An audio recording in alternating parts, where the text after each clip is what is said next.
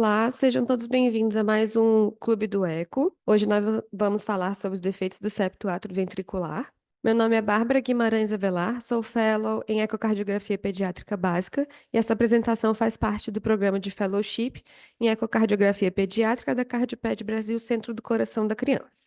O nosso livro base é o Talgueva, terceira edição, que está disponível em todas as nossas aulas, o link para consulta posterior.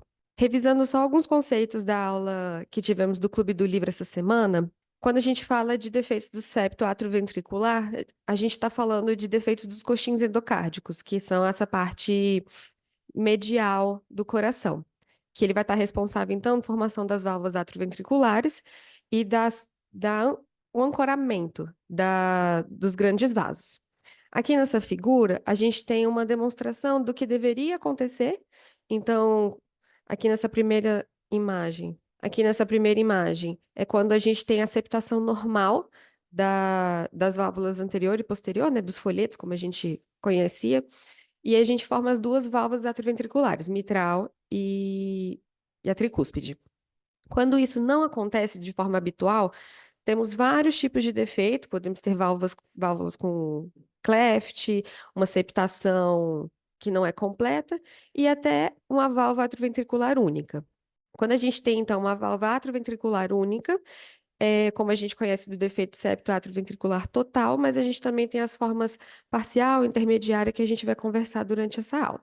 Aqui nessa diagrama, a gente já consegue ver uma classificação que é muito importante para o ecocardiografista, mas não por conta do cirurgião, mas ela não muda na clínica do paciente.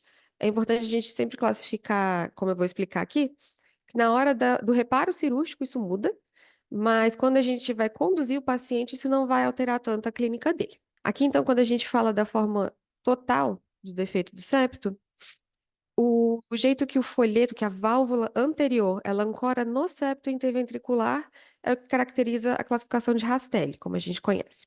Então, a gente imagina que o septo interventricular está aqui, nessa porção medial dessa válvula única.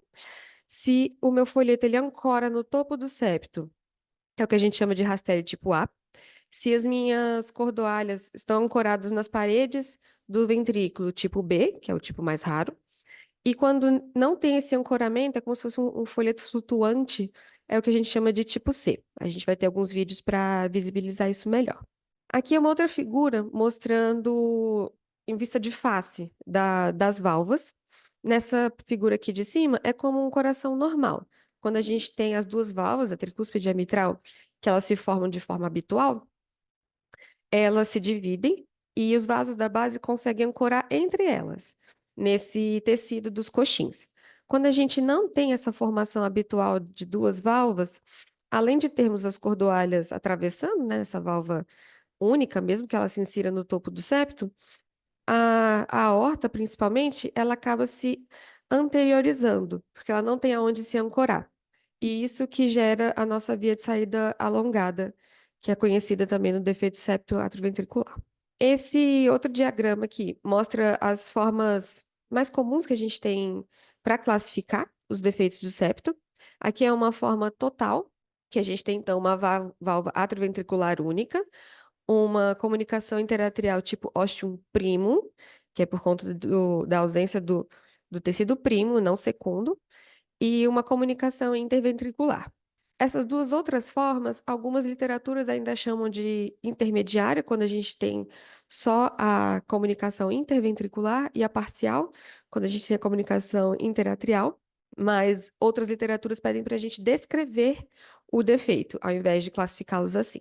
A diferença aqui é que o septo interatrial aqui, nessa forma que tem só a comunicação interventricular, ele se forma totalmente, muitas vezes essa válvula vai ter dois orifícios, e nesse caso a válvula se ancora no septo interventricular, então a gente tem só a comunicação interatrial. Esse outro diagrama aqui mostra outra particularidade dos defeitos do septo atrioventricular, que além de termos o defeito da válvula, o coração em si ele pode ser balanceado ou desbalanceado, como a gente chama. Aqui mostra as duas formas de desbalanceamento do defeito do septo. A gente pode ter um desvio do septo interatrial e interventricular, e isso gera, então, o desbalanceamento da abertura, na verdade, do fluxo, né? Não é nem da abertura da válvula. Aqui, por exemplo, o septo interatrial ele se deslocou para o lado do átrio esquerdo. Então, com isso, eu tenho uma câmara atrial direita maior e um fluxo que predomina para um dos lados. Nesse outro caso aqui é contralateral, o septo intraatrial se desviou para o outro lado.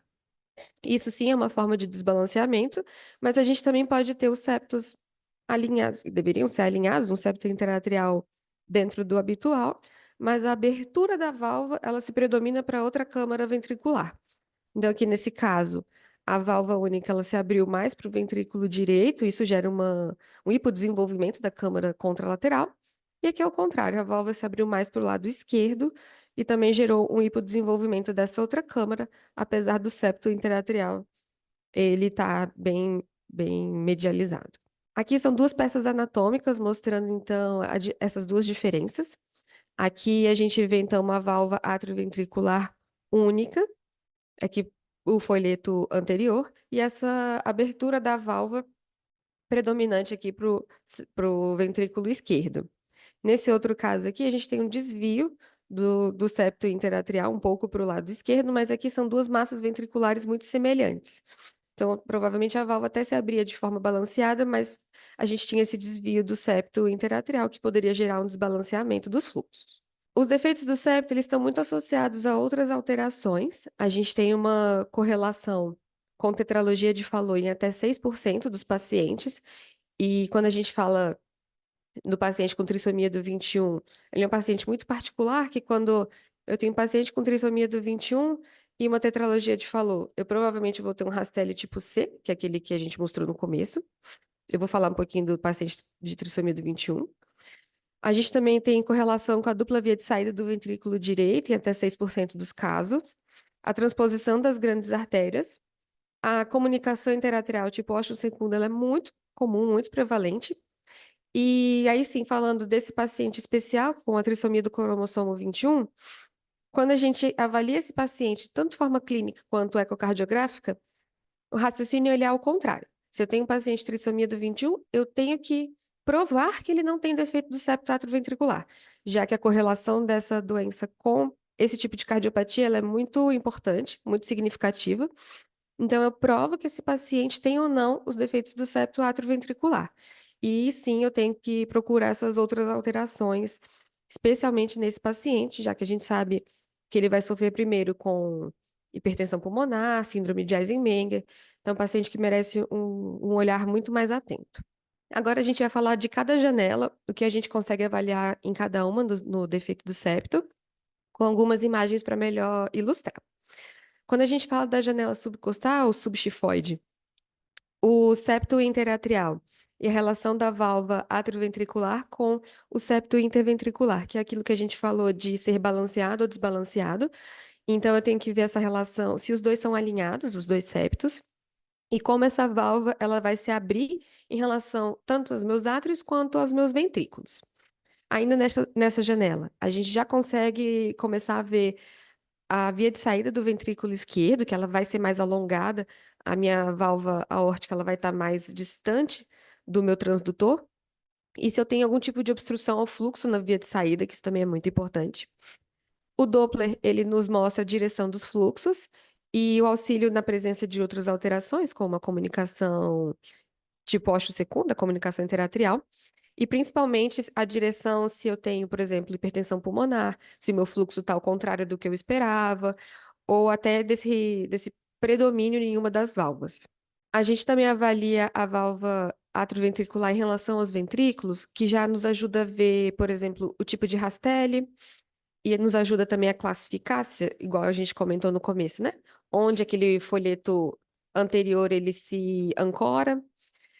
A gente avalia também a posição dos músculos papilares, que isso é muito importante, já que nos defeitos do septo, os músculos eles rotacionam.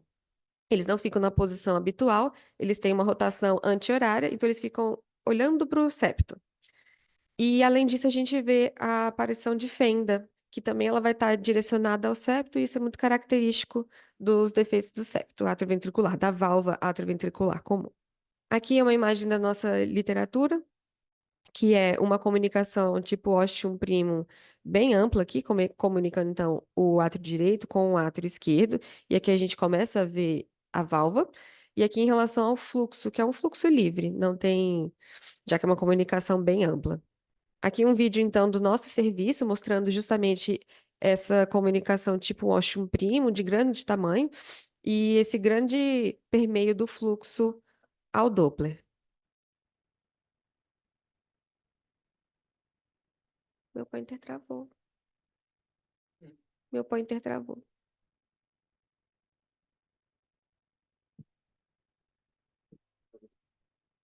Ele não quer.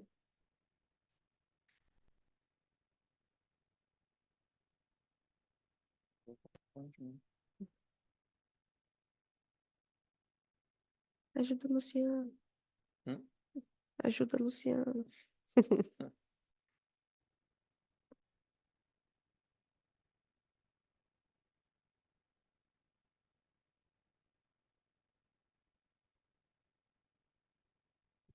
Tá bom.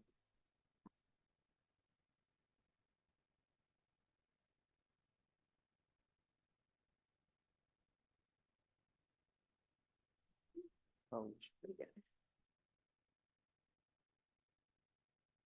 Tava aqui, né? Tá, mas pode passar. Obrigada. Desculpa, tivemos um problema com o vídeo.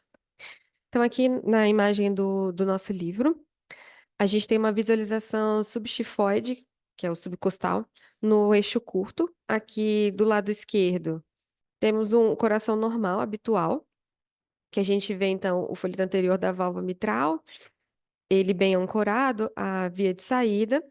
E aqui nessa imagem da direita, a gente vê, então, que essas válvulas, elas não são bem formadas, elas têm uma abertura diferenciada e não tem essa septação bem delimitada de onde é uma válvula e onde é a via de saída. Aqui uma imagem de uma peça anatômica e uma imagem do ecocardiograma em relação à via de saída alongada, que a literatura fala como pescoço de ganso. Aqui, então, a válvula aórtica ela está bem deslocada anteriormente e essa via de saída ela é mais projetada. Nessa peça anatômica a gente vê bem esse distanciamento da via de saída em relação à massa ventricular. Aqui também uma imagem do livro mostrando o folheto ponte anterior, a válvula ponte anterior, e onde ela se ancora no septo, e por muitas vezes a gente tem a formação de uma fenda, onde essa válvula ela se ancora, por conta mesmo dessa dificuldade, né, de fechamento. E por ali muitas vezes a gente tem um escape de fluxo, que também pode piorar a insuficiência da válvula. Aqui uma peça anatômica que mostra tanto o cleft, quanto tenta mostrar a rotação dos papilares em relação ao septo interventricular, que a gente fala que é uma rotação anti-horária. Aqui também duas peças anatômicas, aquela imagem mostrando então a classificação de Rastelli e essa peça anatômica mostrando onde a válvula vai se inserir. Aqui então é o septo interventricular e ela se insere aqui, ela não se insere aqui nesse topo, no caso, então a gente tem um Rastelli tipo C, que é esse folheto que fica flutuante, aqui mostrado nessa peça anatômica.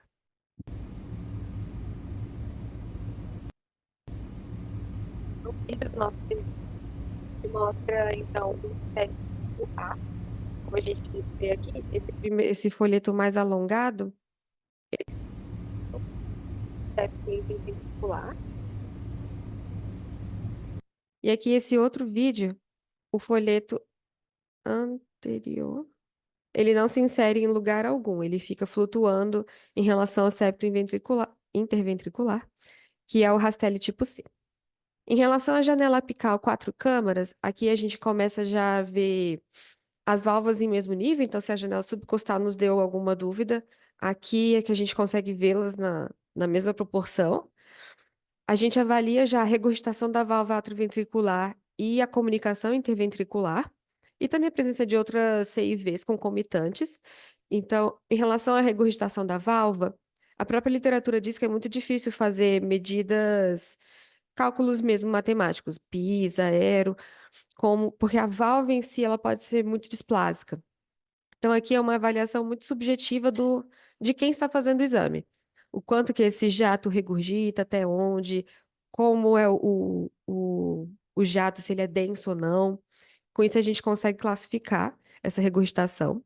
A distribuição da abertura valvar e dos fluxos dessas cavidades, como a gente tem falado muito, de desbalanceado ou não. A função dos ventrículos e o tamanho das cavidades, se esse fluxo está ou não dilatando alguma cavidade, se os meus ventrículos funcionam bem.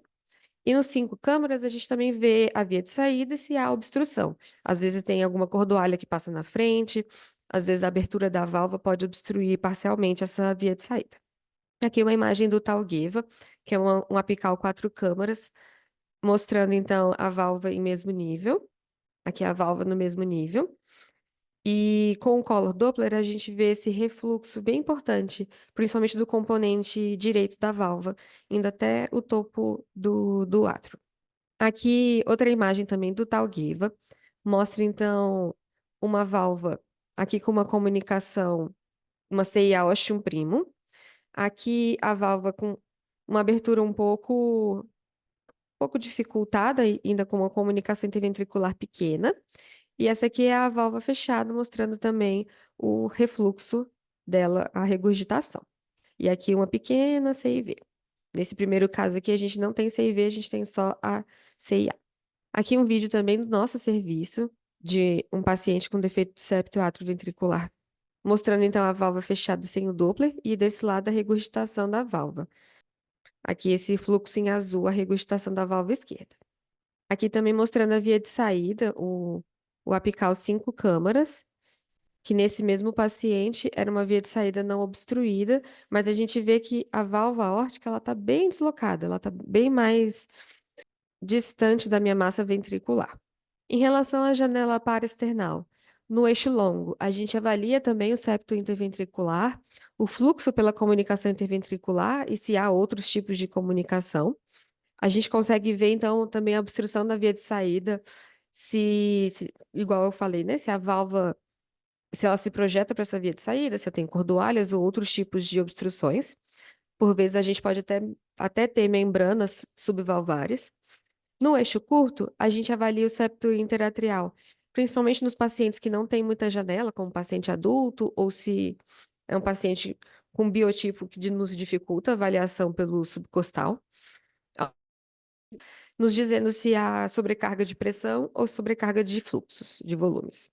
Aqui um livro do Tal Giva, mostrando um eixo, uma janela paraesternal eixo longo. Aqui uma comunicação interventricular, aqui nessa porção mais abaixo, e aqui um grande fluxo do lado direito para o lado esquerdo. Aqui é um paraesternal eixo curto, mostra para a gente, então, a comunicação ostium primum, a válvula atrioventricular única, e esse grande fluxo entre os átrios. E aqui no paraesternal eixo curto também, mas um pouco mais posteriorizado, a gente vê o cleft da válvula, que também é um dos motivos de regurgitação, cleft ou fenda.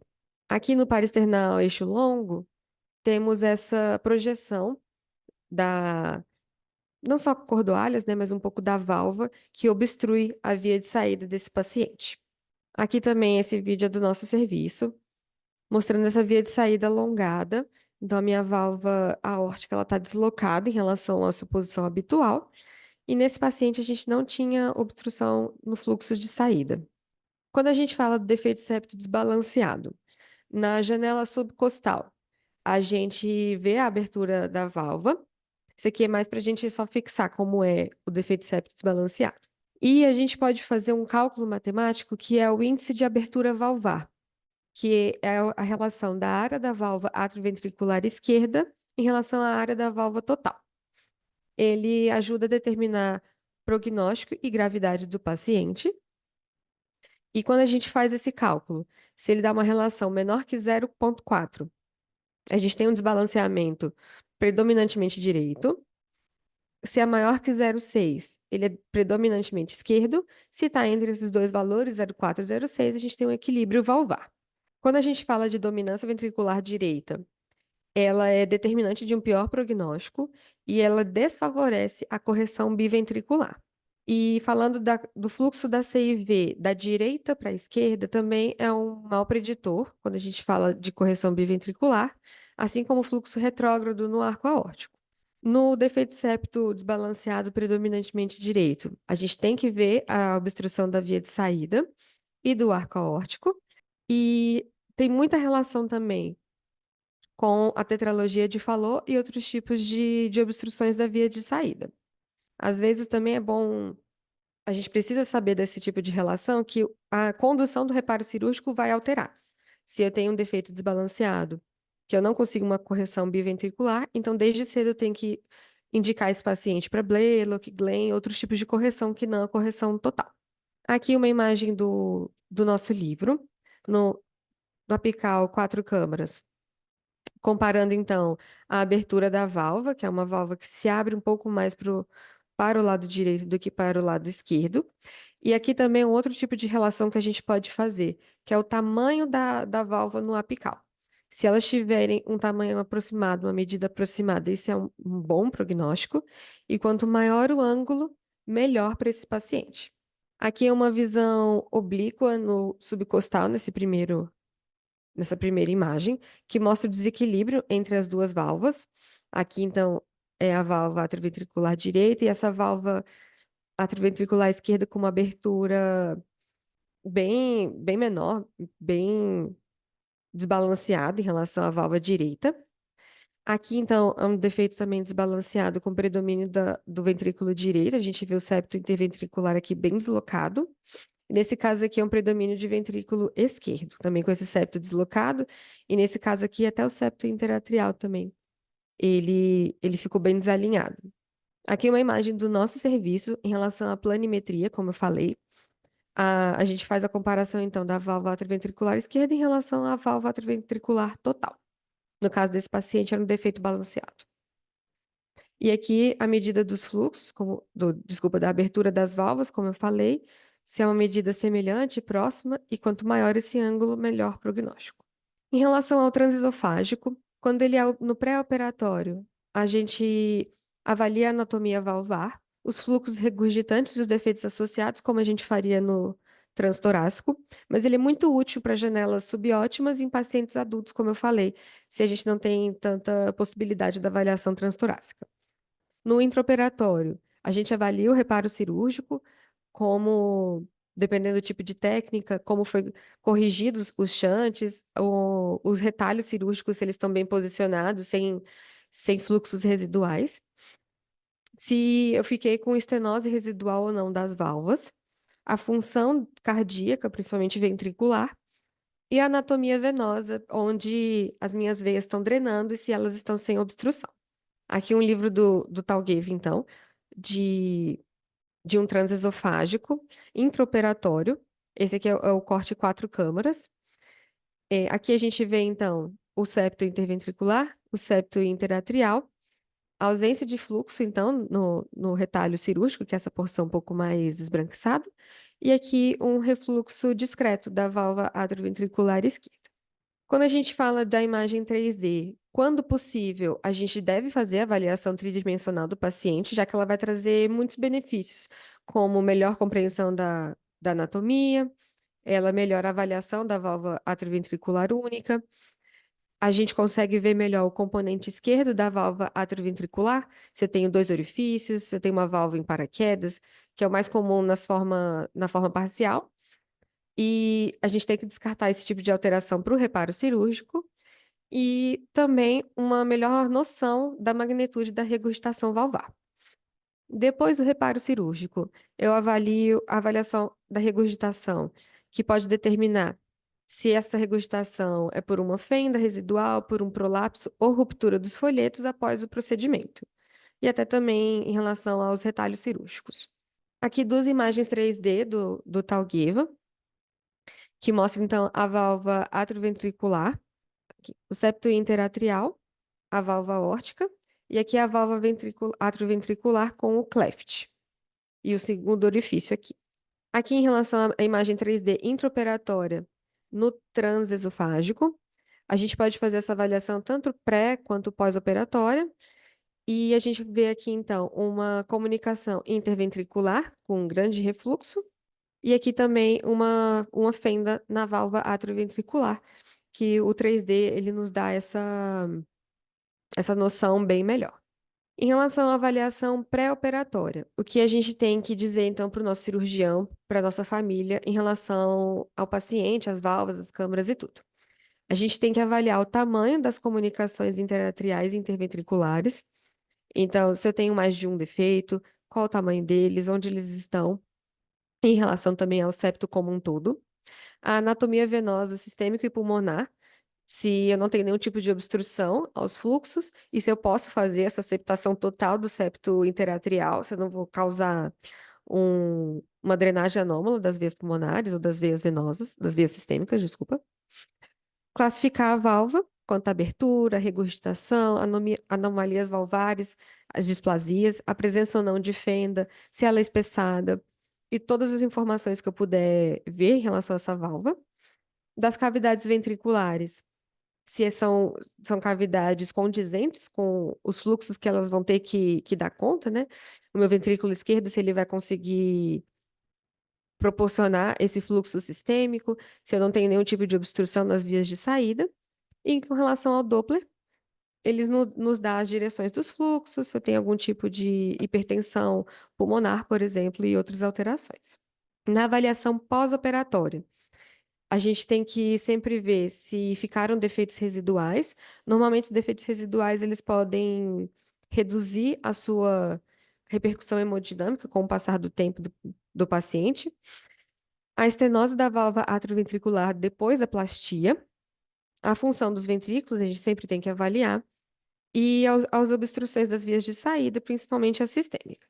Quando a gente fala do segmento desse paciente, ele vai ser mantido por toda a vida. É um paciente que vai ter que ser avaliado tanto clinicamente quanto por exames de imagem.